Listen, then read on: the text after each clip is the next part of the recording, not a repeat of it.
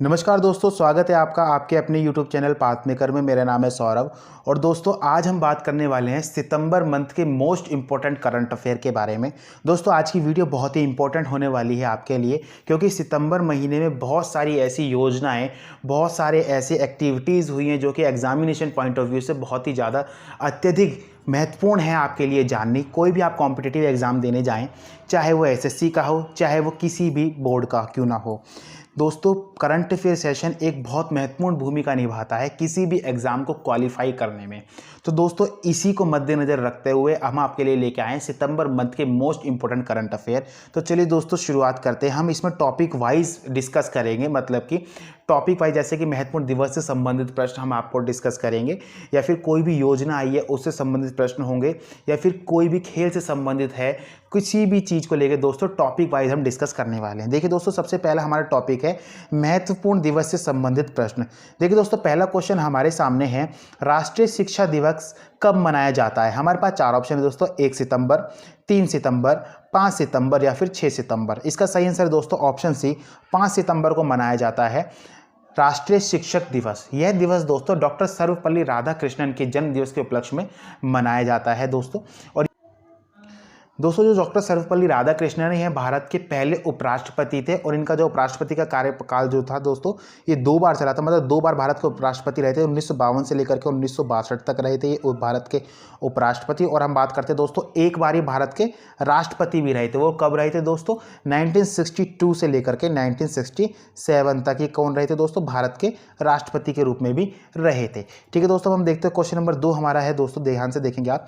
हाल ही में नीले आसमान हेतु स्वच्छ वायु का पहला अंतर्राष्ट्रीय दिवस कब मनाया गया? हमारे पास चार ऑप्शन दोस्तों, 2 सितंबर, 3 सितंबर, 5 सितंबर या फिर 7 सितंबर। इसका सही आंसर है दोस्तों ऑप्शन डी, 7 सितंबर को मनाया गया नीले आसमान हेतु स्वच्छ वायु का पहला अंतर्राष्ट्रीय दिवस।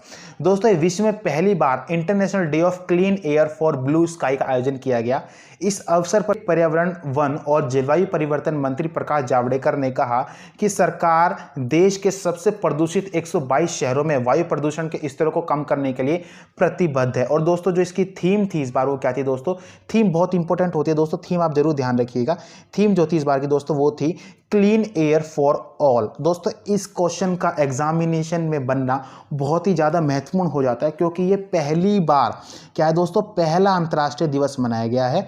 और इसकी थीम आप ध्यान रखेंगे, क्लीन एयर फॉर ऑल। अब हम देखते हैं दोस्तों क्वेश्चन नंबर 3, अंतर्राष्ट्रीय साक्षरता दिवस कब मनाया गया? हमारे पास चार ऑप्शन दोस्तों, 5 सितंबर, 6 सितंबर, 8 सितंबर या फिर 10 सितंबर। इसका सही आंसर दोस्तों ऑप्शन सी, 8 सितंबर को बनाया गया था अंतर्राष्ट्रीय साक्षरता दिवस। दोस्तों हर साल 8 सितंबर का दिन अंतर्राष्ट्रीय साक्षरता दिवस के रूप में संपूर्ण विश्व में मनाया जाता है। यूनेस्को ने दोस्तों 17 नवंबर 1965 को इस दिवस को मनाने की घोषणा की थी, और पहला अंतर्राष्ट्रीय दिवस जो मनाया गया था दोस्तों सन 1966 में मनाया गया था। ठीक है दोस्तों, यूनेस्को की फुल फॉर्म के बारे में दोस्तों, यूनेस्को की फुल फॉर्म होती है United Nation Educational, Scientific and Cultural Organization. इसकी स्थापना दोस्तों सन 1945 में हुई थी। 16 नवंबर 1945 को इसकी स्थापना की गई थी दोस्तों। और इसका जो हेडक्वार्टर है दोस्तों फ्रांस में है, फ्रांस मतलब पेरिस में है। क्वेश्चन नंबर 4 हमारे सामने दोस्तों, हाल ही में पहला हमले से शिक्षा की रक्षा के लिए अंतर्राष्ट्रीय दिवस कब मनाया गया? हमारे पास चार ऑप्शन है दोस्तों, 5 सितंबर, 9 सितंबर, 8 सितंबर या फिर 10 सितंबर। इसका सही आंसर है दोस्तों ऑप्शन बी, 9 सितंबर। इस साल 9 सितंबर को विश्व स्तर पर International Day to Protect Education from Attack, यानी शिक्षा को हमलों से बचाने का अंतर्राष्ट्रीय दिवस मनाया गया। वर्ष 2020 में दोस्तों ये पहली बार मनाया गया है। आप ध्यान से देखें दोस्तों, पहला, ये मोस्ट इंपॉर्टेंट है दोस्तों। जब पहला कोई भी चीज़ मनाई जाती है वो एग्जामिनेशन पॉइंट ऑफ व्यू से बहुत ज़्यादा इंपॉर्टेंट हो जाती है। ये दोस्तों ये दिन क्यों मनाया गया? यह दिन संकटग्रस्त देशों में रहने वाले 75 मिलियन 3 से 18 साल के बच्चों की दुर्दशा तथा इनकी शैक्षिक सहायता की तत्काल आवश्यकता पर ध्यान आकर्षित करने के लिए मनाया गया है। ध्यान रखेंगे दोस्तों, पहला हमले से शिक्षा की रक्षा के लिए अंतर्राष्ट्रीय दिवस कब मनाया गया है दोस्तों? वो मनाया गया है 9 सितंबर को। अब हम बात करते हैं दोस्तों question number 5, world suicide prevention day.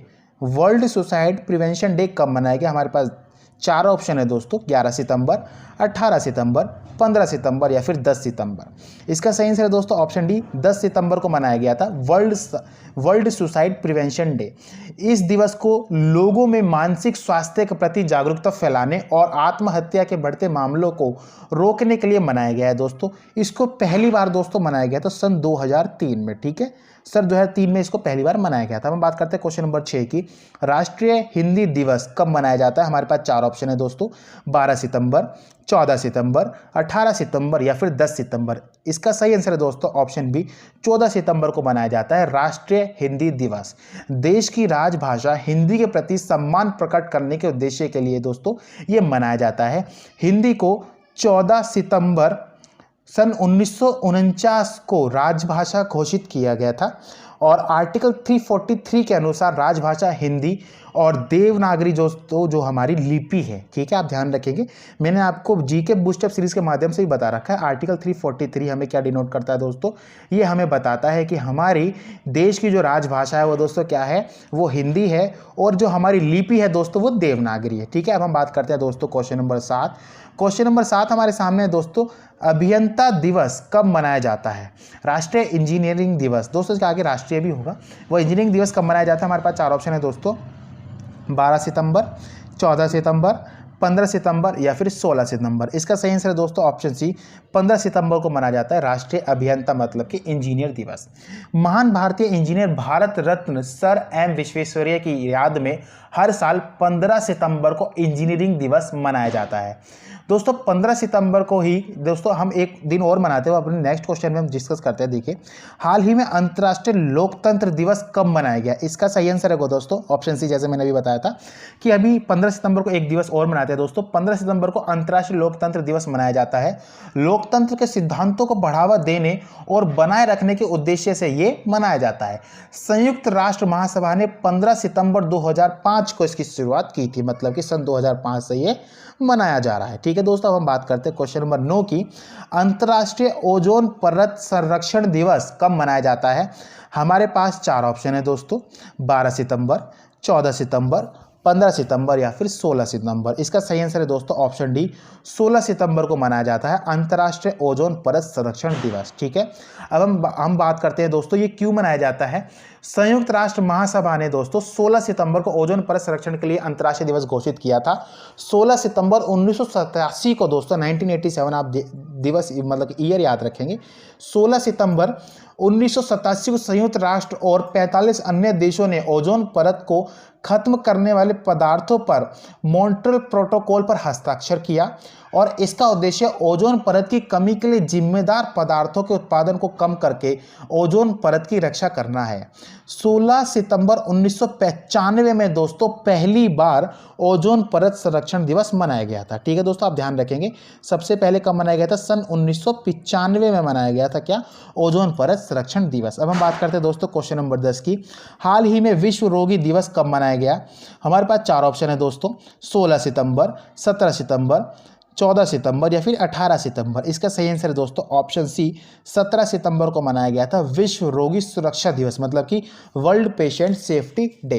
अब हम बात करते हैं दोस्तों क्वेश्चन नंबर 11, विश्व बांस दिवस कब मनाया जाता है? हमारे पास चार ऑप्शन है दोस्तों, 16 सितंबर, 14 सितंबर, 17 सितंबर या फिर 18 सितंबर। इसका सही आंसर है दोस्तों ऑप्शन डी, 18 सितंबर को मनाया जाता है वर्ल्ड बम्बू डे। दोस्तों इसकी थीम क्या थी? 2020 की जो इसकी थीम थी दोस्तों आप ध्यान रखेंगे, वो थी बंबू नाव, ठीक है दोस्तों, क्या थी? बंबू नाव। अब हम बात करते हैं दोस्तों क्वेश्चन नंबर 12 की, हाल ही में विश्व अल्जाइमर दिवस कब मनाया गया? हमारे पास चार ऑप्शन है दोस्तों, 20 सितंबर, 21 सितंबर, 30 सितंबर या फिर 18 सितंबर। इसकी सही आंसर होगा दोस्तों ऑप्शन बी, 21 सितंबर को मनाया गया था विश्व अल्जाइमर दिवस, मतलब कि वर्ल्ड अल्जाइमर डे। दोस्तों अल्जाइमर एक तरह की बीमारी होती है जिसमें टोटल या फिर पार्शियल लॉस ऑफ मेमोरी हो जाता है, मतलब कि याददाश्त चली जाती है। हम बात करते हैं दोस्तों क्वेश्चन नंबर 13 की। क्वेश्चन नंबर 13 हमारे सामने है दोस्तों, अंतर्राष्ट्रीय शांति दिवस कब मनाया जाता है? मतलब कि इंटरनेशनल डे ऑफ पीस। हमारे पास चार ऑप्शन है दोस्तों, 20 सितंबर, 21 सितंबर, 25 सितंबर या फिर 26 सितंबर। इसका सही आंसर दोस्तों ऑप्शन बी, 21 सितंबर को मनाया जाता है इंटरनेशनल डे ऑफ पीस। इस दिवस को मनाने का उद्देश्य अंतर्राष्ट्रीय स्तर पर सभी देश के नागरिकों के बीच शांति बहाल और लोगों के बीच प्यार बना रहे, साथ ही अंतर्राष्ट्रीय संघर्षों और झगड़ों पर विराम लगाना है। ठीक है दोस्तों, अंतर्राष्ट्रीय शांति दिवस आप ध्यान रखेंगे इसका उद्देश्य, और ये कब मनाया जाता है? 21 सितंबर को। अब हम बात करते हैं दोस्तों क्वेश्चन नंबर 14, हाल ही में वर्ल्ड फार्माकिस्ट डे कब मनाया जाता है? कब मनाया गया? हमारे पास 4 ऑप्शन है दोस्तों, 20 सितंबर, 21 सितंबर, 25 सितंबर या फिर 26 सितंबर। इसका सही आंसर है दोस्तों ऑप्शन सी, 25 सितंबर को वर्ल्ड फार्माकिस्ट डे मनाया जाता है।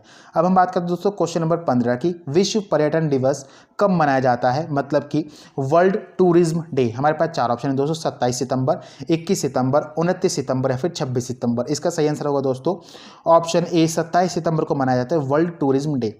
हमारे पास क्वेश्चन नंबर 16 है दोस्तों, अंतर्राष्ट्रीय सांकेतिक भाषा दिवस मतलब कि international day of sine language कब मनाया जाता है? हमारे पास 4 ऑप्शन है दोस्तों, 23 सितंबर, 21 सितंबर, 29 सितंबर या फिर 26 सितंबर। इसका सही आंसर है दोस्तों ऑप्शन ए, 26 सितंबर को मनाया जाता है international day of sine language. ठीक है दोस्तों, अब हम बात करते हैं क्वेश्चन नंबर 17, हाल ही में विश्व पर्यावरण स्वास्थ्य दिवस कब मनाया गया?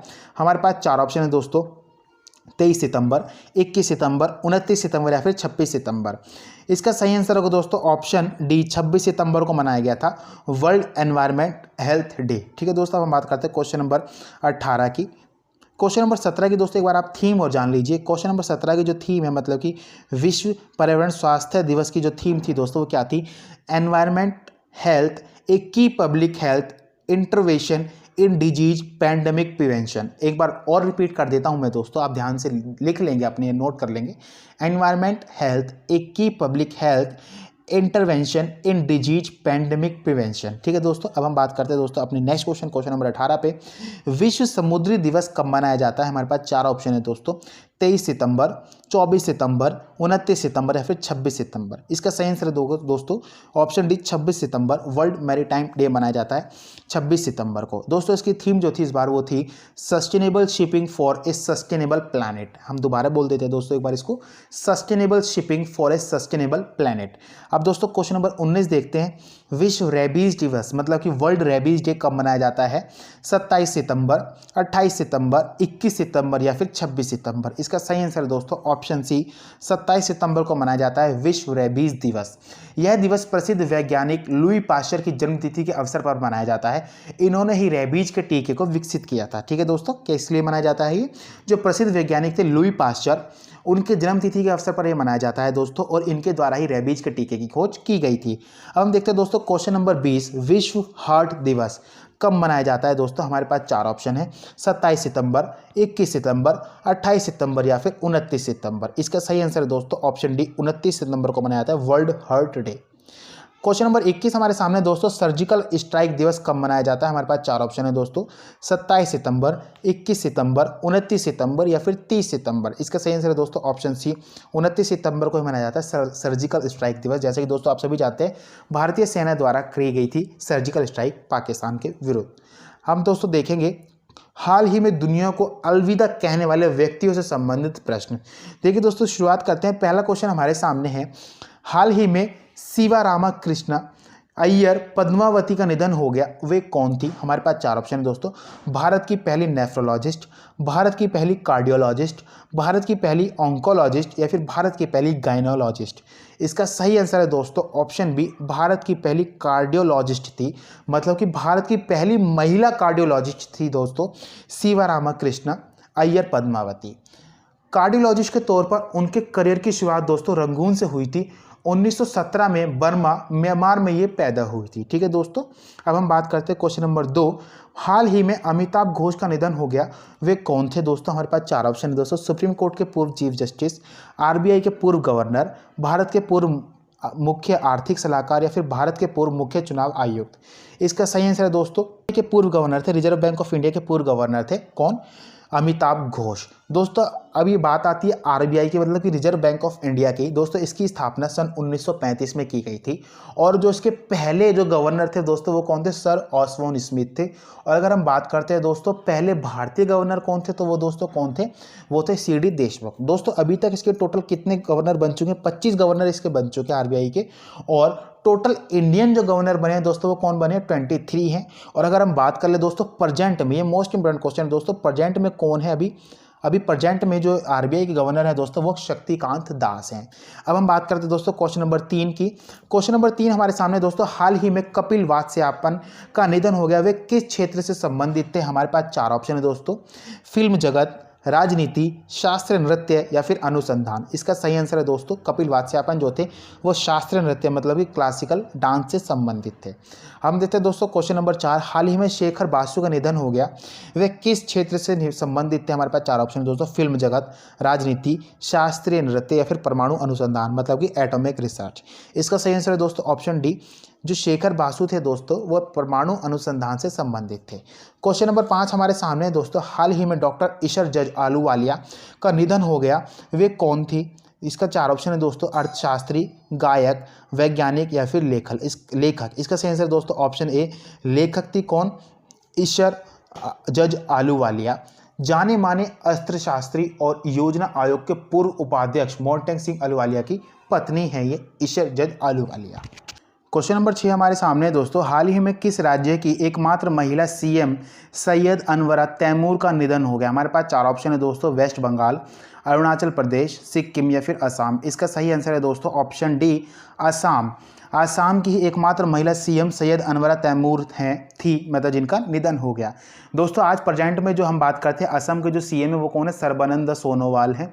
और अगर हम दोस्तों बात करते हैं यहाँ के गवर्नर की तो वो कौन है दोस्तों, यहाँ के गवर्नर जो है जगदीश मुखी हैं। महत्वपूर्ण पुस्तक के शीर्षक तथा लेखक से संबंधित प्रश्न। क्वेश्चन नंबर 1 हमारे सामने है दोस्तों, इनमें से किसके द्वारा द कोएलिशन ईयर नामक पुस्तक लिखी गई है।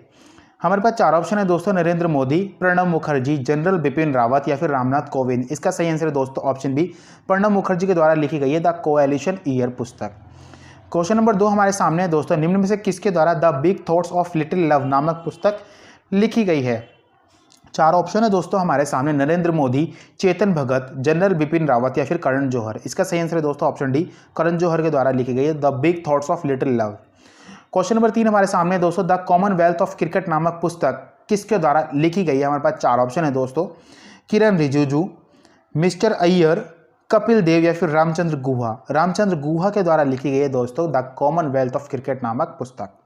क्वेश्चन नंबर 4 हमारे सामने दोस्तों, जुडिशरी जजिस and the administration of justice नामक पुस्तक निम्न में से किसके द्वारा लिखी गई है दोस्तों। हमारे पास 4 ऑप्शन है, रंजन गोगोई, आर भानुमति, प्रशांत भूषण या फिर justice Sharad Arvind Bobde.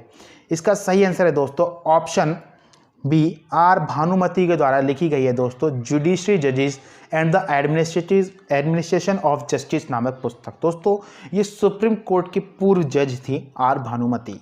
Question number 5 हमारे सामने दोस्तों, हाल ही में प्रकाशित आज़ादी, फ्रीडम, फैसिज्म, फिक्शन नामक पुस्तक किसके द्वारा लिखी गई है। हमारे पास 4 ऑप्शन है दोस्तों, अरुंधति रॉय, जनरल बिपिन रावत, जनरल मुकुंद नरवणे या फिर राकेश कुमार सिंह भदौरिया। इसका सही आंसर है दोस्तों ऑप्शन ए, अरुंधति रॉय के द्वारा लिखी गई है आज़ादी, फ्रीडम, फैसिज्म, फिक्शन नामक पुस्तक। क्वेश्चन नंबर 6 हमारे सामने है दोस्तों, ए प्रॉमिस्ड लैंड नामक पुस्तक निम्न में से किसके द्वारा लिखी गई है। हमारे पास 4 ऑप्शन है दोस्तों, अरुंधति रॉय, बराक ओबामा, नरेंद्र मोदी या फिर राकेश कुमार सिंह भदौरिया। इसका सही आंसर है दोस्तों ऑप्शन बी, बराक ओबामा के द्वारा लिखी गई है ए प्रॉमिस्ड लैंड नामक पुस्तक। दोस्तों महत्वपूर्ण पुस्तक से रिलेटेड हमारे प्रश्न खत्म होते हैं। अब हमारे पास टॉपिक आता है महत्वपूर्ण योजनाओं तथा मिशन से संबंधित प्रश्न। दोस्तों ये एक ऐसा टॉपिक है जहां से मैक्सिमम करंट अफेयर के क्वेश्चन बनते हैं। तो चलिए दोस्तों स्टार्ट करते हैं। पहला क्वेश्चन हमारे सामने, निम्न में से किस राज्य सरकार ने गंदगी भारत छोड़ो अभियान शुरू किया है। हमारे पास 4 ऑप्शन है दोस्तों, बिहार, झारखंड, मध्य प्रदेश या फिर छत्तीसगढ़। इसका सही आंसर है दोस्तों ऑप्शन सी, मध्य प्रदेश सरकार द्वारा गंदगी भारत छोड़ो अभियान शुरू किया गया है। दोस्तों जो मध्य प्रदेश है यहाँ के प्रेजेंट में जो सीएम है वो कौन है दोस्तों, शिवराज सिंह चौहान है। और अगर हम बात करते हैं दोस्तों यहाँ के जो गवर्नर है वो कौन है दोस्तों, वो है आनंदीबेन पटेल। क्वेश्चन नंबर 2 हम देखते हैं दोस्तों, निम्न में से किसने पीएम संपदा योजना का शुभारंभ किया है। हमारे पास 4 ऑप्शन है दोस्तों, राजनाथ सिंह, अमित शाह, नरेंद्र मोदी या फिर योगी आदित्यनाथ। इसका सही आंसर है दोस्तों ऑप्शन सी, नरेंद्र मोदी के द्वारा स्टार्ट किया गया है पीएम संपदा योजना का शुभारंभ। ठीक है, अब हम बात करते हैं दोस्तों क्वेश्चन नंबर 3, हाल ही में किस राज्य सरकार ने मुख्यमंत्री महिला कल्याण योजना शुरू की है। मुख्यमंत्री महिला कल्याण योजना शुरुआत किसके द्वारा की गई दोस्तों, ऑप्शन ए गुजरात के सीएम विजय रूपानी के द्वारा की गई है मुख्यमंत्री महिला कल्याण योजना। दोस्तों हम बात करते हैं यहाँ के जो गवर्नर हैं आज प्रेजेंट में, वो कौन है दोस्तों, वो है आचार्य देवव्रत।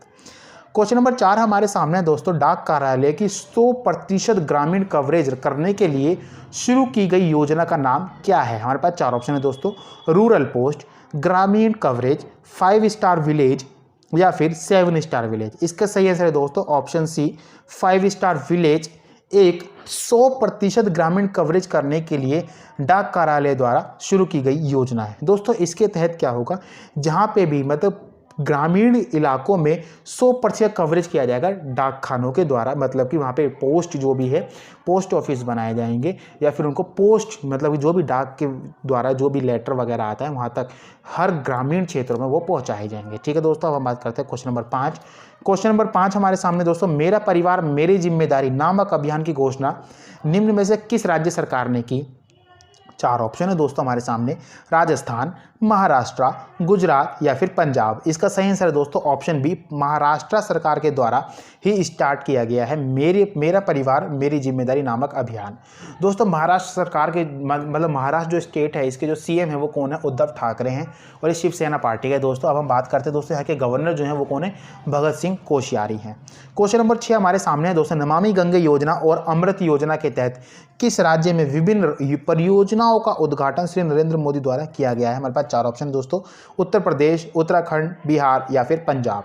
इसका सही आंसर है दोस्तों ऑप्शन सी, बिहार में नमामि गंगे योजना और अमृत योजना के तहत विभिन्न परियोजनाओं का उद्घाटन श्री नरेंद्र मोदी के द्वारा किया गया है। दोस्तों बिहार के सीएम एट प्रेजेंट जो हैं दोस्तों नीतीश कुमार हैं और जो यहाँ के गवर्नर है दोस्तों वो कौन है, फागू चौहान है।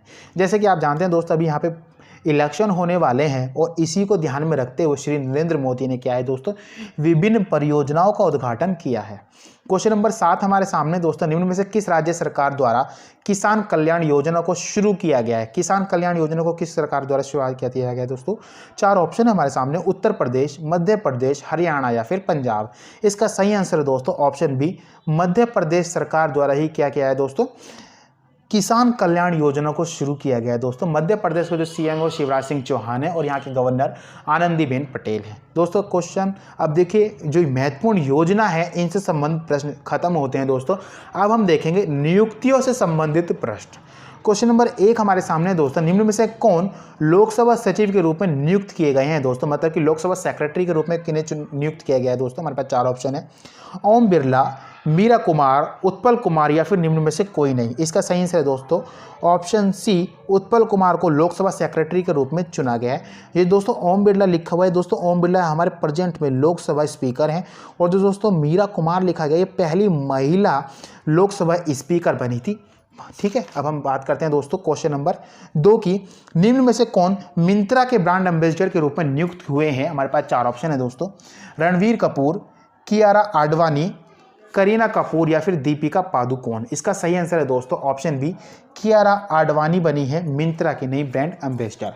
क्वेश्चन नंबर 3 हमारे सामने है दोस्तों, निम्न में से कौन प्रेस ट्रस्ट ऑफ इंडिया के अध्यक्ष बने। हमारे पास 4 ऑप्शन है दोस्तों, आविक सरकार, राजदीप सिंह, विजय चोपड़ा या फिर इनमें से कोई नहीं। इसका सही आंसर है दोस्तों आविक सरकार ही बने हैं प्रेस ट्रस्ट ऑफ इंडिया के अध्यक्ष। ठीक है दोस्तों, अब हम बात करते हैं क्वेश्चन नंबर 4 की। क्वेश्चन नंबर 4 हमारे सामने है दोस्तों, निम्न में से कौन नागरिक उड्डयन सुरक्षा अन्वेषण मतलब कि सिविल एविएशन सिक्योरिटी ब्यूरो की पहली महिला महानिदेशक बनी है। दोस्तों जो पहली महिला जो भी बनती हैं वो इंपॉर्टेंट क्वेश्चन हो जाता है हमारे लिए। हमारे पास 4 ऑप्शन है दोस्तों, टीना डाबी, उषा पाड़े, किरण बेदी या फिर इनमें से कोई नहीं। दोस्तों उषा पाड़े ही बनी है Director General of Bureau of Civil Aviation Security. ठीक है दोस्तों, हम बात करते हैं क्वेश्चन नंबर 5 की। हाल ही में अखिल भारतीय टेनिस संघ के नए अध्यक्ष के रूप में किन्हें चुना गया है। हमारे पास 4 ऑप्शन दोस्तों, अतनु कुमार दास, हेमंत खत्री, किरण रिजिजू या फिर अनिल जैन। इसका सही आंसर दोस्तों ऑप्शन डी, अनिल जैन को ही भारतीय टेनिस संघ के नए अध्यक्ष के रूप में चुना गया है। क्वेश्चन नंबर 6 हमारे सामने है दोस्तों, नेशनल स्कूल ऑफ ड्रामा के नए अध्यक्ष के रूप में किन्हें चुना गया है। हमारे पास 4 ऑप्शन है दोस्तों, अमिताभ बच्चन, अनुपम खेर, महेश भट्ट या फिर परेश रावल। इसका सही आंसर है दोस्तों, नेशनल स्कूल ऑफ ड्रामा के नए अध्यक्ष किन्हें चुना गया है, परेश रावल को चुना गया है। क्वेश्चन नंबर 7 हमारे सामने है दोस्तों, जापान के अगले प्रधानमंत्री के रूप में किन्हें चुना गया है। हमारे पास 4 ऑप्शन है दोस्तों, Shinzo Abe, Yoshihide Suga, Yoshihiko नोडा या फिर नाओतो कौन? इसका सही आंसर है दोस्तों ऑप्शन बी, योशिहिदे सुगा को चुना गया है जापान के अगले प्रधानमंत्री के रूप में। दोस्तों इनसे पहले कौन थे? वो शिंजो आबे थे, जापान के प्रधानमंत्री। ठीक है, अब हम बात करते हैं क्वेश्चन नंबर 8 हमारे सामने है दोस्तों। हाल ही में विश्व बैंक के कार्यकारी निदेशक के रूप में किसे नियुक्त किया गया है? हमारे पास 4 ऑप्शन है दोस्तों, समीर कुमार खरे, राजेश खुल्लर, कार्मेन रेनहार्ट या फिर इनमें से कोई नहीं। इसका सही आंसर है दोस्तों ऑप्शन बी, राजेश खुल्लर को ही executive director of World Bank चुना गया है। दोस्तों वर्ल्ड बैंक के बारे में बात आती है दोस्तों, वर्ल्ड बैंक मतलब कि विश्व बैंक की स्थापना कब हुई थी हम देख लेते हैं दोस्तों। इसकी स्थापना सन 1944 में ब्रेटन वुड्स एक सम्मेलन हुआ था, उसमें निर्धारित किया गया था, जो कि जुलाई 1944 में हुआ था। इसमें इसकी स्थापना के वो हुआ था, मतलब कि सन 1944 में वर्ल्ड बैंक की स्थापना हुई थी। लेकिन दोस्तों ये ऑपरेशन में मतलब कि कार्य में कार्यरत नहीं हुआ था, ये सन 1946 में कम्स इनटू ऑपरेशन आया था। ठीक है दोस्तों, आप ध्यान रखेंगे स्थापना 1946 में। और अगर हम बात करते हैं कि कब से कार्य करना इसने स्टार्ट किया था, वो सन 1946 में स्टार्ट किया था। दोस्तों जो वर्ल्ड बैंक है हम इसको IBRD मतलब कि international bank for reconstruction and development bank भी नाम से भी जानते हैं दोस्तों। इसका जो हेड ऑफिस है वो वाशिंगटन DC में हैगा, मतलब अमेरिका के US के वाशिंगटन DC में इसका हेड ऑफिस है।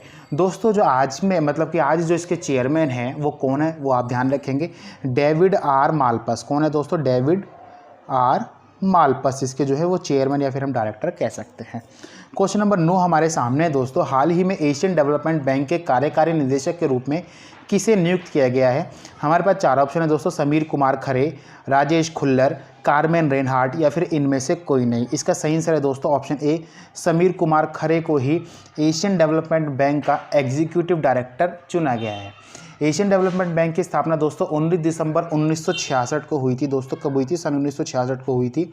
और अगर हम बात करते हैं इसके जो डायरेक्टर है फिर चेयरमैन है वो कौन है दोस्तों? वो है मसात्सुगो असाकावा है।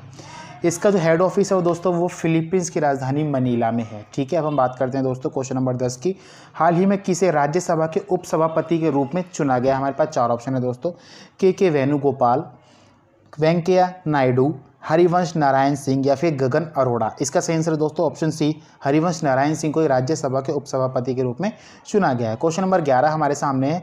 हाल ही में किसे NTRO का नया अध्यक्ष बनाया गया? हमारे पास 4 ऑप्शन है दोस्तों, अनिल धस्माना, विन्नी महाजन, के सिवान या फिर विष्णु चंद्र झा। इसका सही आंसर है दोस्तों अनिल धस्माना को ही चुना गया है NTRO मतलब कि नेशनल टेक्निकल रिसर्च ऑर्गेनाइजेशन का अध्यक्ष। दोस्तों NTRO की स्थापना सन 2004 में हुई थी। और जो इसका जो मुख्यालय मतलब कि जो हेड ऑफिस है वो कहाँ पे है दोस्तों? वो न्यू दिल्ली में ही स्थित हैगा। अब हम बात करते हैं क्वेश्चन नंबर 12 हमारे सामने। भारत के 11वें प्रधानमंत्री HD देवगौड़ा ने किस राज्य के राज्यसभा सांसद के रूप में शपथ ली है? हमारे पास 4 ऑप्शन है दोस्तों, कर्नाटक, उत्तर प्रदेश, केरल या फिर आंध्र प्रदेश। इसका सही आंसर दोस्तों ऑप्शन ए, कर्नाटक के राज्यसभा सांसद के रूप में शपथ ली है भारत के 11वें प्रधानमंत्री HD देवगौड़ा ने। दोस्तों कर्नाटक के जो CM है प्रेजेंट मतलब वर्तमान में वो BS येदियुरप्पा हैं और जो यहाँ के जो गवर्नर हैं दोस्तों वो वेजुभाई वाला हैं। क्वेश्चन नंबर 13 हमारे सामने। हाल ही में UNEP की क्षेत्रीय एम्बेसडर के रूप में किसे नियुक्त किया गया है? हमारे पास 4 ऑप्शन है दोस्तों, खुशी चिंदालिया, दिया मिर्जा, मानुषी छिल्लर या फिर माधुरी दीक्षित। इसका सही आंसर दोस्तों ऑप्शन ए, खुशी चिंदालिया को ही रीजनल एम्बेसडर ऑफ UNEP मतलब कि यूनाइटेड नेशन एनवायरमेंटल प्रोग्राम के एम्बेसडर के रूप में नियुक्त किया गया है। दोस्तों ये 17 वर्ष की हैं और सूरत गुजरात में रहती है। दोस्तों हम बात करते हैं UNEP की, जिसकी फुल फॉर्म मैंने अभी आपको बताई, यूनाइटेड नेशंस एनवायरमेंटल प्रोग्राम। इसकी जो स्थापना हुई थी दोस्तों 5 जून 1972 को नैरोबी केन्या में हुई थी। दोस्तों जो इसका हेडक्वार्टर है वो नैरोबी केन्या में ही हैगा। क्वेश्चन नंबर 14 हमारे सामने है। हाल ही में किसे AIFF footballer of the year चुना गया है? मतलब कि ऑल इंडिया फुटबॉल फेडरेशन किसे चुना गया है? ठीक है दोस्तों, हमारे पास 4 ऑप्शन है, गुरप्रीत सिंह संधू, संजू, सुनील छेत्री या फिर A तथा B दोनों। इसका सही आंसर है दोस्तों गुरप्रीत सिंह संधू और संजू मतलब कि A तथा B दोनों को ही AIFF मतलब कि ऑल इंडिया फुटबॉल फेडरेशन मतलब फुटबॉलर ऑफ द ईयर चुना गया है। दोस्तों जो AIFF है इसकी स्थापना 23 जून सन 1937 को की गई थी। ठीक है दोस्तों, 23 जून 1937 को किसकी स्थापना की गई थी? ऑल इंडिया फुटबॉल फेडरेशन की। क्वेश्चन नंबर 15 हमारे सामने है दोस्तों, हाल ही में किसे राष्ट्रीय चिकित्सा आयोग के पहले अध्यक्ष के रूप में चुना गया है? हमारे पास 4 ऑप्शन है दोस्तों, रणदीप गुलेरिया, सुरेंद्र चंद्र शर्मा, प्रदीप कुमार जोशी या फिर इनमें से कोई नहीं। इसका सही आंसर है दोस्तों, सुरेश चंद्र शर्मा को ही राष्ट्रीय चिकित्सा आयोग के पहले अध्यक्ष के रूप में चुना गया है। ठीक है दोस्तों, जो एम्स है, एम्स दिल्ली के एंट्री विभाग के प्रमुख सुरेश चंद्र शर्मा को राष्ट्रीय चिकित्सा आयोग मतलब कि नेशनल मेडिकल कमीशन का पहला अध्यक्ष बनाया गया है। दोस्तों, जो नेशनल मेडिकल कमीशन है दोस्तों को देश के चिकित्सा संस्थानों और चिकित्सा पेशेवरों के विनिमय के लिए नीतियां बनाने का अधिकार है। केंद्र सरकार ने भारतीय चिकित्सा परिषद को खत्म कर दिया है, मतलब कि मेडिकल काउंसिल ऑफ इंडिया को खत्म करके दोस्तों मेडिकल मतलब राष्ट्रीय मतलब चिकित्सा आयोग मतलब कि नेशनल मेडिकल कमीशन को बनाया है। मतलब भारतीय चिकित्सा परिषद को मेडिकल काउंसिल ऑफ इंडिया को अब खत्म कर दिया है। जो दोस्तों रणदीप गुलेरिया लिखे हुए दोस्तों ये डायरेक्टर हैं एम्स के। ठीक है, अब हम बात करते हैं क्वेश्चन नंबर 16 हमारे सामने, हाल ही में बीसीसीआई ने किसे महिला चयन समिति का अध्यक्ष नियुक्त किया है? हमारे पास 4 ऑप्शन है दोस्तों, नीतू डेविड, झूलन गोस्वामी, मिताली राज या फिर नवतेज बल। इसका सही आंसर दोस्तों ऑप्शन ए, नीतू डेविड को चुना है बीसीसीआई ने महिला चयन समिति का अध्यक्ष। अब हम बात करते हैं क्वेश्चन नंबर 17, हाल ही में एनएसजी के डीजी मतलब कि डायरेक्टर जनरल कौन बने? हमारे पास 4 ऑप्शन है दोस्तों, राकेश अस्थाना, सुधीर प्रताप सिंह, एसएस देशवाल या फिर सुदीप लखतकिया। इसका सही आंसर है दोस्तों ऑप्शन सी, एसएस देशवाल ही बने हैं एनएसजी मतलब कि नेशनल सिक्योरिटी गार्ड के डीजी। दोस्तों जो इस एसएस देशवाल है आईटीबीपी के डीजी, एसएस देशवाल को एनएसजी का एडिशनल चार्ज दिया गया है। मतलब कि ये आईटीबीपी मतलब कि इंडियन तिब्बतियन बॉर्डर पुलिस के भी अध्यक्ष मतलब कि डायरेक्टर जनरल ये हैं कौन? एसएस देशवाल। ठीक है दोस्तों, अब हम बात करते हैं दोस्तों क्वेश्चन नंबर 18 की, हाल ही में किसे ट्राई का अध्यक्ष चुना गया? हमारे पास 4 ऑप्शन है दोस्तों, PD Baghel, RS Sharma, H Pradeep Rao या फिर नितिन कुमार कोहली। इसका सही आंसर है दोस्तों पीडी बघेल को ही चुना गया है टीआरएआई का अध्यक्ष मतलब कि telecom regulatory authority of India. बात कर लेते थोड़ा ट्राई के बारे में। ट्राई की फुल फॉर्म मैंने अभी आपको बताई, telecom regulatory authority of India. इसकी स्थापना दोस्तों 20 फरवरी सन 1997 में की गई थी दोस्तों, और इसका जो हेडक्वार्टर है वो कहाँ पे है? इसका हेडक्वार्टर न्यू दिल्ली में है। दोस्तों ऐप से संबंधित प्रश्न हमारे पास सिर्फ 2 ही थे। अब हम बात करते हैं सूचकांक मतलब इंडेक्स से संबंधित प्रश्न की। पहला क्वेश्चन हमारे सामने, हाल ही में जारी ग्लोबल इनोवेशन इंडेक्स 2020 में भारत की रैंकिंग क्या रही है? हमारे पास 4 ऑप्शन है दोस्तों, 47वीं, 48वीं, 49वीं या फिर 58वीं। दोस्तों इस बार भारत जो है टॉप 50 कंट्री में रहा है। भारत की जो पोजीशन रही है वो 48th रही है दोस्तों। 2019 में जो ये पोजीशन थी वो दोस्तों क्या थी? वो थी 52 मतलब कि 52वीं पोजीशन थी। और इस बार जो पोजीशन है भारत की वो कितनी है दोस्तों? वो है 48वीं। ग्लोबल इनोवेशन इंडेक्स जो है ये दोस्तों ये कौन जारी करता है? WIPO मतलब कि वर्ल्ड इंटेलेक्चुअल प्रॉपर्टी ऑर्गेनाइजेशन इसको रिलीज करती है। और दोस्तों अगर हम बात करते हैं भारत की रैंकिंग तो 48वीं रही है, लेकिन पहले नंबर पे कौन रहा है दोस्तों? तो पहले नंबर पे स्विट्जरलैंड रहा है, और अगर हम दूसरे नंबर पे बात करते हैं दोस्तों वो स्वीडन रहा है। ठीक है, अब हम बात करते हैं दोस्तों क्वेश्चन नंबर 2 की।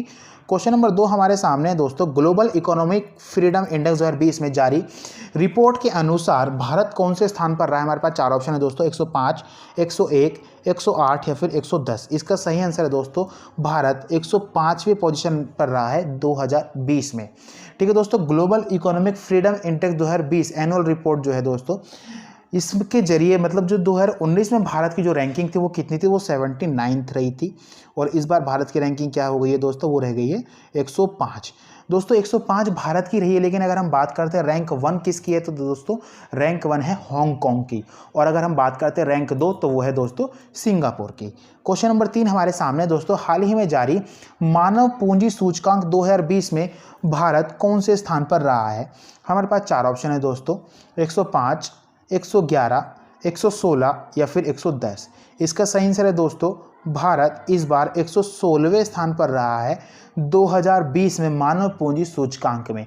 2019 में दोस्तों 115वें नंबर पे था भारत। वर्ल्ड बैंक इस सूचकांकों को जारी करता है दोस्तों और सन 2020 में जो रैंक 1 पर रहा दोस्तों सिंगापुर था। और अगर दूसरे नंबर पे हम बात करें तो दोस्तों दूसरे नंबर पे था हांगकांग। इसमें दोस्तों 174 देशों ने भाग लिया था।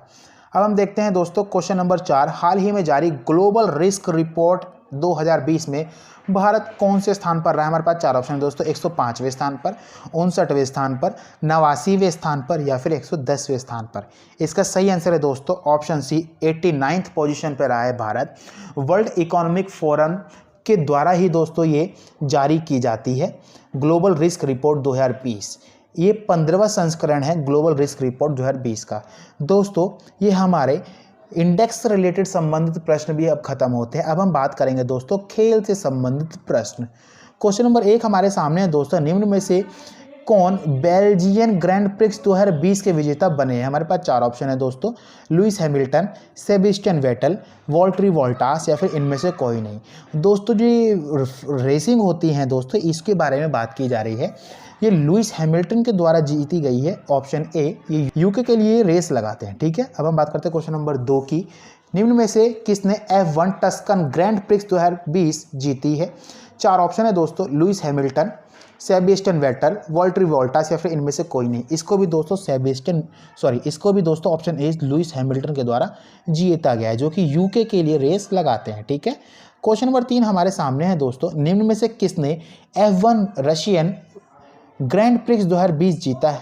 हमारे पास 4 ऑप्शन है दोस्तों, लुइस हैमिल्टन, सेबेस्टियन वेटल या फिर वॉल्टरी बॉल्टास या फिर इनमें से कोई नहीं। इसका सही आंसर है दोस्तों वॉल्टरी बॉल्टास के द्वारा ही जीती गई है F1 रशियन ग्रैंड प्रिक्स 2020। और दोस्तों ये किसके लिए रेस लगाते हैं, फिनलैंड के लिए रेस लगाते हैं। क्वेश्चन नंबर 4 हमारे सामने दोस्तों, फाइड ऑनलाइन शतरंज चैंपियनशिप का विजेता कौन सा देश बना है। हमारे पास 4 ऑप्शन है दोस्तों, चाइना, भारत, रूस या फिर बी तथा सी दोनों। इसका सही आंसर होगा दोस्तों ऑप्शन डी, बी तथा सी दोनों, क्योंकि भारत और रूस ये दोनों ही फाइड ऑनलाइन शतरंज चैंपियनशिप जीते हैं।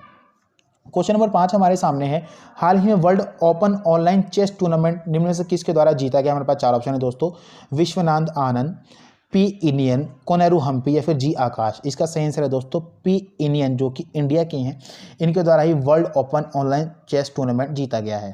क्वेश्चन नंबर 6 हमारे सामने दोस्तों, हाल ही में किसने F1 Italian grand prix 2020 race जीती। हमारे पास 4 ऑप्शन है दोस्तों, Sebastian Vettel, Lewis Hamilton, Pierre Gasly या फिर इनमें से कोई नहीं। दोस्तों पियरे गैस्ली के द्वारा ही जीती गई है F1 इटालियन ग्रैंड प्रिक्स 2020 और ये फ्रांस के लिए रेस लगाते हैं। क्वेश्चन नंबर 7 हमारे सामने है दोस्तों, हाल ही में US ओपन 2020 के लिए किस खिलाड़ी को अयोग्य घोषित किया गया है। मोस्ट इंपॉर्टेंट क्वेश्चन है दोस्तों सितंबर मंथ का, किस खिलाड़ी को अयोग्य घोषित किया गया। हमारे पास 4 ऑप्शन दोस्तों, नोवाक जोकोविच, राफेल नडाल, सेरेना विलियम्स या फिर नाओमी ओसाका। इसका सही आंसर है दोस्तों ऑप्शन ए, नोवाक जोकोविच को ही अयोग्य घोषित किया गया है US ओपन 2020 के लिए। क्वेश्चन नंबर 8 हमारे सामने है दोस्तों, निम्न में से किसके द्वारा US ओपन मेंस 2020 का खिताब जीता है। किसने जीता है दोस्तों। हमारे पास 4 ऑप्शन, नोवाक जोकोविच, राफेल नडाल, डोमियन थिएप या फिर इनमें से कोई नहीं। इसका सही आंसर है दोस्तों डोमियन थिएप के द्वारा ही जीता गया है US ओपन मेंस 2020। ठीक है दोस्तों, अब हम बात करते हैं क्वेश्चन नंबर 9 की, हाल ही में किसने 2020 इटालियन ओपन में पुरुष एकल का खिताब जीता। हमारे पास 4 ऑप्शन है दोस्तों, नोवाक जोकोविच, राफेल नडाल, डोमियन थिएप या फिर रॉजर फेडरर। इसका सही आंसर दोस्तों ऑप्शन है नोवाक जोकोविच के द्वारा ही और ओपन में पुरुष एकल का खिताब जीता गया है। क्वेश्चन नंबर 10 हमारे सामने है, हाल ही में जारी फीफा 2020 रैंकिंग में कौन सा देश शीर्ष पर रहा है। हमारे पास 4 ऑप्शन है दोस्तों, भारत, ब्राजील, बेल्जियम या फिर फ्रांस। ऑप्शन सी आंसर होगा दोस्तों इसका, फीफा 2020 की रैंकिंग में बेल्जियम प्रथम स्थान पर रहा है। क्वेश्चन नंबर 11 हमारे सामने दोस्तों, निम्न में से किसके द्वारा गोल्फ क्लब चैंपियनशिप 2020 जीती गई है। हमारे पास 4 ऑप्शन है दोस्तों, Ashleigh Barty, Justin Thomas, Justin Johnson या फिर वेब सिम्पसन। इसका सही आंसर है दोस्तों ऑप्शन बी, जस्टिस थॉमस के द्वारा जीती गई है गोल्फ क्लब चैंपियनशिप 2020। दोस्तों हमारे खेल से संबंधित प्रश्न अब समाप्त हो चुके हैं। अब हम बात करेंगे अपने पुरस्कार से संबंधित प्रश्नों के बारे में। क्वेश्चन नंबर 1 हमारे सामने है दोस्तों, आप देखिए ध्यान से, हाल ही में इंदिरा गांधी शांति पुरस्कार के लिए किसे सम्मानित किया गया। हमारे पास 4 ऑप्शन है दोस्तों, डेविड एटनबर्ग, वेद प्रकाश जुडेजा, इशिका चौधरी या फिर इनमें से कोई नहीं। दोस्तों ब्रिटिश ब्रॉडकास्टर है डेविड एटनबर्ग, इनको ही दिया गया है इंदिरा गांधी शांति पुरस्कार। क्वेश्चन नंबर 2 हमारे सामने दोस्तों, निम्न में से किस देश के राष्ट्रपति को 2021 के नोबेल शांति पुरस्कार के लिए नामित किया गया? हमारे पास 4 ऑप्शन है दोस्तों, भारत, अमेरिका, रूस या फिर फ्रांस। इसका सही आंसर है दोस्तों ऑप्शन बी, अमेरिका के ही राष्ट्रपति को 2021 के लिए नोबेल शांति पुरस्कार के लिए नामित किया गया है। क्वेश्चन नंबर 3 हमारे सामने है दोस्तों, हाल ही में किसने आईजी नोबेल पुरस्कार 2020 जीता है? मतलब कि इंदिरा गांधी नोबेल पुरस्कार 2020 जीता है। हमारे पास 4 ऑप्शन है, नरेंद्र मोदी, के सिवान, राजनाथ सिंह या फिर रामनाथ कोविंद। इसका सही आंसर है दोस्तों ऑप्शन ए, नरेंद्र मोदी को ही दिया गया है इंदिरा गांधी नोबेल पुरस्कार 2020।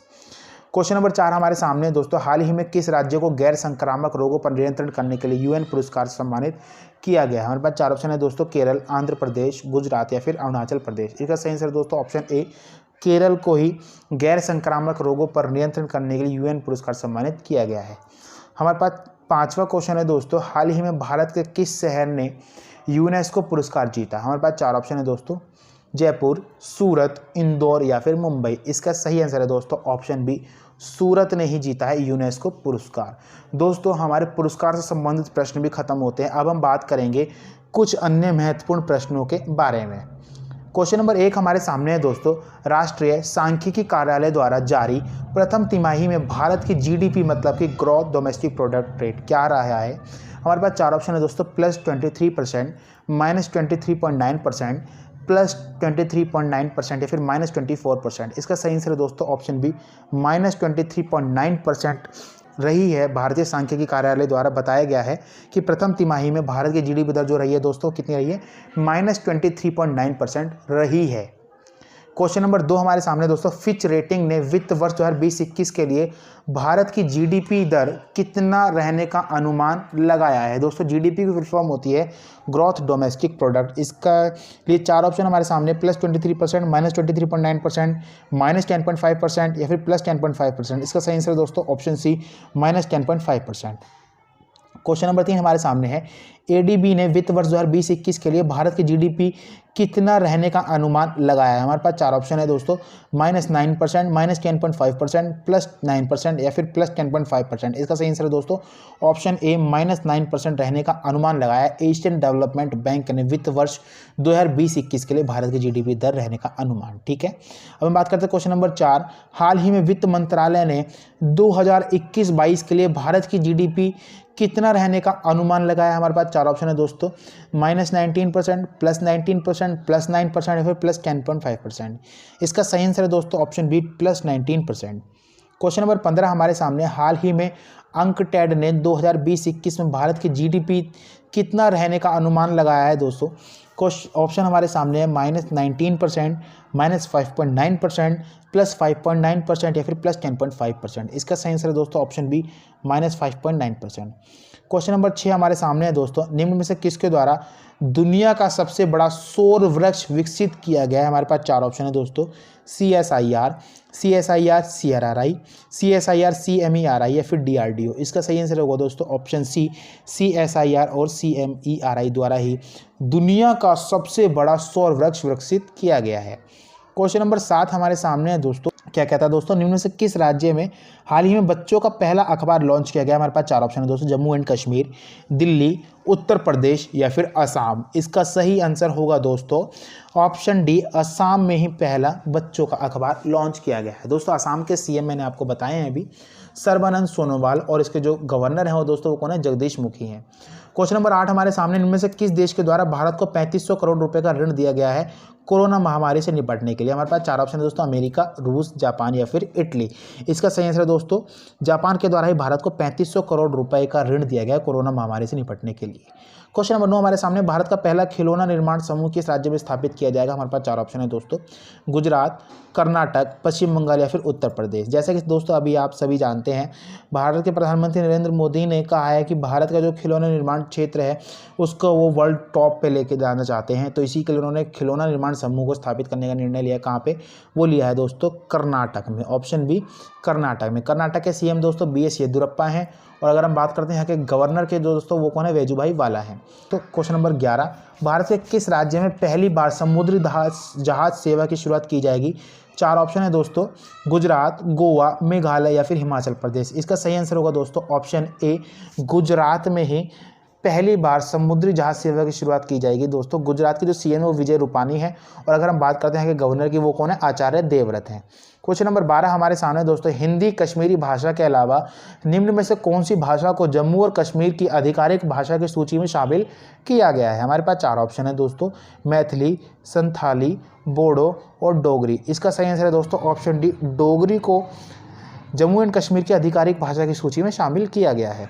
क्वेश्चन नंबर 13 हमारे सामने दोस्तों, शंघाई कोऑपरेशन ऑर्गेनाइजेशन की नवंबर 2020 में होने वाली बैठक की मेजबानी कौन सा देश करेगा? हमारे पास 4 ऑप्शन है दोस्तों, चाइना, भारत, बांग्लादेश या फिर नेपाल। इसका सही आंसर है दोस्तों ऑप्शन बी, भारत ही शंघाई कोऑपरेशन ऑर्गेनाइजेशन की नवंबर 2020 में होने वाली बैठक की मेजबानी करेगा। क्वेश्चन नंबर 14 हमारे सामने है दोस्तों, निम्न में से भारत ने इजराइल और किस देश के साथ 5G नेटवर्क के लिए समझौता किया है? 4 ऑप्शन है दोस्तों, चाइना, जापान, अमेरिका या फिर रूस। इसका सही आंसर अमेरिका के साथ ही भारत ने इजराइल और अमेरिका के साथ 5G नेटवर्क के लिए समझौता किया है। 15 नंबर क्वेश्चन हमारे सामने है दोस्तों, हाल ही में आरबीआई ने किस पेमेंट बैंक की मान्यता को रद्द कर दिया है? हमारे पास 4 ऑप्शन है दोस्तों, Paytm payment bank, Aditya Birla Idea payment bank, Airtel payment bank या फिर फिनो पेमेंट बैंक। इसका सही आंसर होगा दोस्तों option B, Aditya Birla Idea payment bank को ही भारत की आरबीआई जो बैंक है उसने उसकी मान्यता को रद्द कर दिया है। क्वेश्चन नंबर 16 हमारे सामने, निम्न में से भारत के किस पड़ोसी देश ने गाय की हत्या पर प्रतिबंध लगाने का निर्णय लिया है? दोस्तों आप सोच सकते हैं कि भारत के अतिरिक्त पूछ रहा है, भारत के किस पड़ोसी देश ने? हमारे पास 4 ऑप्शन है, मालदीव, श्रीलंका, नेपाल या फिर बांग्लादेश। इसका सही आंसर होगा दोस्तों ऑप्शन बी, श्रीलंका ने ही अभी हाल ही में क्या किया है दोस्तों, गाय की हत्या पर रोक लगाने का निर्णय लिया है। क्वेश्चन नंबर 17 हमारे सामने है दोस्तों, नई राष्ट्रीय शिक्षा नीति को लागू करने वाला भारत का पहला राज्य कौन बना है? हमारे पास 4 ऑप्शन है दोस्तों, उत्तर प्रदेश, बिहार, पंजाब या फिर हिमाचल प्रदेश। इसका सही आंसर है दोस्तों ऑप्शन डी, हिमाचल प्रदेश ही पहला राज्य बना है जिसने नई शिक्षा नीति को लागू किया है। इसके जो सीएम है दोस्तों वो कौन है? जयराम ठाकुर हैं, और यहाँ के जो गवर्नर है वो बंडारू दत्तात्रेय हैं। हमें बात करते हैं क्वेश्चन नंबर 18 की, 2016 से 19 में भारत के रक्षा निर्यात को कितने प्रतिशत बढ़ा है? भारत का जो रक्षा निर्यात है मतलब दोस्तों वो कितना प्रतिशत बढ़ा है? 250%, 300%, 500% या फिर 700%। इसका सही आंसर है दोस्तों ऑप्शन डी, 700% बढ़ा है 2016 से लेकर के 2019 तक भारत का रक्षा निर्यात। क्वेश्चन नंबर 19 हमारे सामने है दोस्तों, निम्न में से किस देश ने विश्व की पहली जैविक आंख बनाई है? हमारे पास 4 ऑप्शन है, अमेरिका, कनाडा, भारत या फिर ऑस्ट्रेलिया। इसका सही आंसर है दोस्तों ऑप्शन बी, कनाडा के द्वारा ही पहली जैविक आंख बनाई गई है मतलब। क्वेश्चन नंबर 20 हमारे सामने है दोस्तों, हाल ही में किस पर्वतारोही को स्नो लियोपार्ड की उपाधि प्रदान की गई है? हमारे पास 4 ऑप्शन है दोस्तों, अंगरीता शेरपा, अरुणिमा सिन्हा, मालावत पूर्णा या फिर इनमें से कोई नहीं। इसका सही आंसर दोस्तों ऑप्शन ए, अंगरीता शेरपा को स्नो लियोपार्ड की उपाधि प्रदान की गई है। क्वेश्चन नंबर 21 हमारे सामने है दोस्तों, निम्न में से कौन सी कंपनी 2035 तक दुनिया का पहला वाणिज्यिक हाइड्रोजन विमान लॉन्च करेगी? हमारे पास 4 ऑप्शन है, बोइंग, स्पेसएक्स, एयरबस या फिर DIAT। इसका सही आंसर होगा दोस्तों ऑप्शन सी, एयरबस ही लॉन्च करेगी पहला वाणिज्यिक हाइड्रोजनिक विमान, जो कि दोस्तों 2035 तक। ठीक है। क्वेश्चन नंबर 22 हमारे सामने, राफेल विमान उड़ाने वाली पहली महिला पायलट कौन बनी है दोस्तों? मोस्ट इंपोर्टेंट क्वेश्चन है। हमारे पास 4 ऑप्शन है, कुमुदनी त्यागी, रीति सिंह, शिवांगी सिंह या फिर इनमें से कोई नहीं। इसका सही आंसर है दोस्तों ऑप्शन सी, शिवांगी सिंह पहली फीमेल पायलट बनी है जिन्होंने राफेल विमान को उड़ाया है। क्वेश्चन नंबर 23 हमारे सामने दोस्तों, हाल ही में भारत ने किस देश के साथ पैसेज नवाल अभ्यास किया? हमारे पास 4 ऑप्शन है, अमेरिका, रूस, इटली या फिर ऑस्ट्रेलिया। इसका सही आंसर है दोस्तों ऑप्शन डी, ऑस्ट्रेलिया के साथ किया है भारत ने पैसेज नवाल अभ्यास। अब हम बात करते हैं दोस्तों क्वेश्चन नंबर 24 की, हाल ही में किस राज्य ने ऑपरेशन दुराचारी शुरू किया है? हमारे पास 4 ऑप्शन है दोस्तों, उत्तराखंड, जम्मू एंड कश्मीर, उत्तर प्रदेश या फिर पंजाब। इसका सही आंसर है दोस्तों ऑप्शन सी, उत्तर प्रदेश ने ही ऑपरेशन दुराचारी शुरू किया है दोस्तों। यहाँ के जो सीएम है वो योगी आदित्यनाथ है, और अगर हम बात करें गवर्नर की तो आनंदीबेन पटेल यहाँ के गवर्नर हैं। बात करते हैं क्वेश्चन नंबर 26 की, भारत की पहली तटरक्षक अकादमी कहाँ स्थापित की जाएगी? हमारे पास 4 ऑप्शन दोस्तों, मंगलुरु, बंगलोर, बेलगाम या फिर जामनगर। इसका सही आंसर है दोस्तों मंगलुरु, कर्नाटक में भारत की पहली तटरक्षक अकादमी स्थापित की जाएगी। दोस्तों ये वीडियो यहाँ पे ही समाप्त होती है। आपको ये वीडियो कैसी लगी इस वीडियो के बारे में अपनी राय हमें ज़रूर दीजिएगा। और दोस्तों इसी तरह की वीडियो और अपडेट पाने के लिए पाथ मेकर यूट्यूब चैनल को अभी और अभी सब्सक्राइब कीजिएगा और बेल आइकन को प्रेस करना ना भूलिएगा, ताकि पाथ मेकर यूट्यूब फैमिली द्वारा जो भी वीडियो डाले जाए उसका समय समय पर आपको नोटिफिकेशन मिल सके, ताकि आप हमारे द्वारा डाली गई वीडियो का फ़ायदा उठा सके। तो चलिए दोस्तों, मिलेंगे अपनी नेक्स्ट वीडियो में। बने रहिए पाथ मेकर यूट्यूब फैमिली के साथ सबसे तेज, सबसे सटीक सरकारी नौकरी के विश्लेषण और संपूर्ण जानकारी और तैयारी के लिए। Thanks for watching guys. मिलेंगे अपनी नेक्स्ट वीडियो में, तब तक के लिए धन्यवाद।